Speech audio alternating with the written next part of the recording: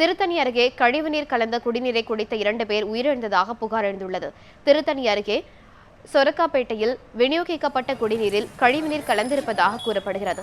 இதனை அறியாமல் குடிநீரை பருகிய பலருக்கு வாந்தி மயக்கம் ஏற்பட்டது. இதில் சொரக்காப்பேட்டையை சேர்ந்த அண்ணாமலை, களியப்பன் ஆகியோர் உயிரிழந்தனர். சுமார் 50க்கும் மேற்பட்டோர் உடல்நலக் குறைவு காரணமாக பொதட்டூர் பேட்டை மருத்துவமனையில் சிகிச்சைக்காக அனுமதிக்கப்பட்டுள்ளனர். எனினும் இதனை மறுத்துள்ள திருவள்ளூர் மாவட்ட ஆட்சியர் சுந்தரவள்ளி, முதுமையின் காரணமாகவே அவர்கள் உயிரிழந்ததாக கூறியுள்ளார். இதுகுறித்து நியூஸ் 7 தமிழுக்கு தொலைபேசி வாயிலாக அவர் அளித்த பேட்டியை இப்போது பார்க்கலாம். மேம், இந்த திருவள்ளூர் திருத்தணியில் கழிவுநீர் கலந்த குடிநீரை குடிச்சனால 2 பேர் இறந்துட்டாங்கன்னு சொல்லி ஃபால்ஸ் நியூஸ். அது ரெண்டுமே வந்துமா, ஒன்று கார்டியாக்கு, ஒன்று வந்து ஏஜ் ஃபேக்டர்.